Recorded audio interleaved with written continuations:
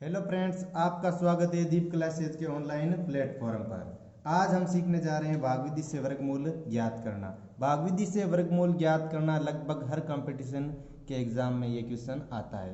तो आज हम सीखेंगे बहुत ही सरल तरीके से भागविधि से वर्गमूल ज्ञात करना। भागविधि से वर्गमूल ज्ञात करने के लिए आपको कम से कम 10 तक के वर्ग तो सीधे याद होने चाहिए।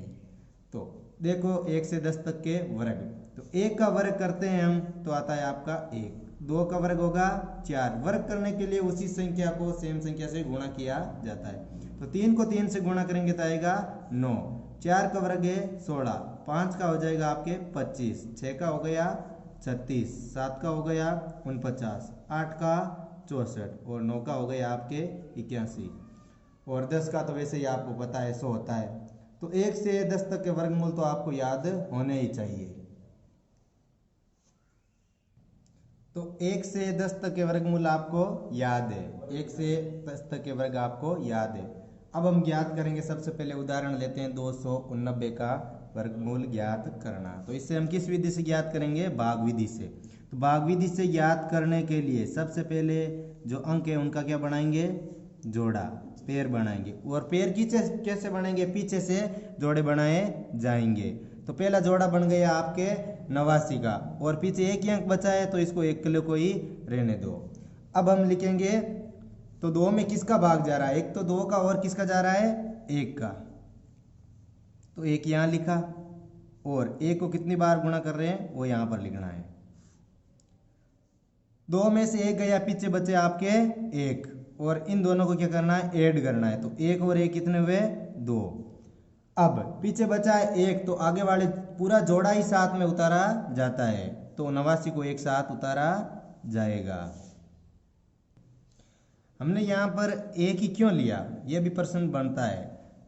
1 ही 1 हमने इससे लिया क्योंकि 1 को 1 से गुणा करेंगे तो 1 आ रहा है। अगर 2 को 2 से गुणा करेंगे तो क्या आ जाएगा? 4, और 4 2 से अधिक होता है। तो हमें ऐसी संख्या लेनी है जिसको स्वयं को ही स्वयं से गुणा करे तो इस संख्या से छोटा आना चाहिए। तो अब यहाँ अब 1 और 1 को जोड़ा तो कितने हो गए? 2। अब 2 के पीछे यहाँ पर ऐसी संख्या लेनी है हमें, उसी संख्या को उससे गुणा करने पर पीछे क्या आना चाहिए? 9। तो 2 के पीछे ऐसी संख्या लेनी है जिसे स्वयं से गुणा करेंगे तो ये आना चाहिए 189। तो यहाँ पर इकाई का अंक क्या है? 9। तो हमने जो वर्ग ज्ञात किए थे उन वर्ग में देखो इकाई का अंक किस किस के पीछे 9 आ रहा है। एक तो आ रहा है आपके 3 के पीछे, और एक आ रहा है 7 के वर्ग के पीछे। तो 3 से गुणा करेंगे, यहाँ 3 लिखेंगे तो हो जाएगा 23, और 23 को 3 से गुणा करेंगे तो 189 नहीं आ रहा है। तो अब लेंगे हम 7। तो 2 के पीछे 7 लिखा तो यहाँ पर भी 7, और यहाँ पर 7 वापस लिखना है। अब 27 को 7 से गुणा करेंगे तो आपका आएगा 189, और 189 में से 189 गया तो पीछे बचा आपका 0 0, और 0 से अंश पर आ जाए तो आपका वर्गमूल क्या होता है? कंप्लीट होता है। तो 289 का वर्गमूल कितना आया? 17। हाँ, अब हमारा दूसरा एग्जाम्पल है 625 का वर्गमूल ज्ञात करना। तो 625 का वर्गमूल ज्ञात करने के लिए सबसे पहले इसे हम यहाँ लिखेंगे और इनके जोड़े बनाएंगे। तो पहला जोड़ा बनता है आपका 25 का, और पीछे बचता है 6 अकेला ही। तो अब 6 के में ऐसी संख्या का भाग देना है जिसको स्वयं से गुणा करें तो इससे क्या होना चाहिए? छोटा होना चाहिए। अब 1 को 1 से गुणा कर रहे हैं, 6 से छोटा। 1 के बाद में आ रहा है आपके 2 को 2 से गुणा करेंगे तो 4 आ रहा है, ठीक है। 3 को 3 से गुणा किया तो 9 आ रहा है, 9 अधिक हो जाएगा। तो किसका गुणा करेंगे? 2 को 2 से गुणा करेंगे तो पीछे है आपके 4। तो 6 में से 4 गए, पीछे बचे आपके 2, और इन दोनों को क्या करना है? इनको जोड़ना है। तो 2 को 2 जोड़े तो 4। अब केवल 2 बचे हैं, और 2 में 4 का भाग जा नहीं रहा है, इसलिए इस जोड़े को यहाँ पर उतारेंगे। तो याद रखना, जोड़ा हमेशा पूरा साथ में उतारा जाता है, एक अंक को साथ में नहीं उतारा जाता है। अब 4 के पीछे हमें ऐसे अंक लेने हैं जिसको 45, जिसको स्वयं से गुणा करेंगे तो 225 आना चाहिए। तो ध्यान से देखो, इन वर्ग में किन अंकों को स्वयं से गुणा किया जा रहा है? तो इकाई का अंक 5 आ रहा है, तो इसमें केवल एक 5 ही है जिसका वर्ग करेंगे तो इकाई का अंक क्या आ रहा है? 5। तो इस पे 4 के पीछे हमने लिखा 5, और इसको 5 से गुणा किया। तो 45 को 5 से गुणा करेंगे तो आप क्या आएगा? 225। और 225 में से 225 गई तो आपका शेषफल बचा 0, और शेषफल 0 जहां आ जाए तो वहां पर आपका वर्गमूल क्या होता है, कंप्लीट। तो 625 का वर्गमूल क्या हुआ, 25। इसीलिए हमेशा वर्ग याद रखने चाहिए।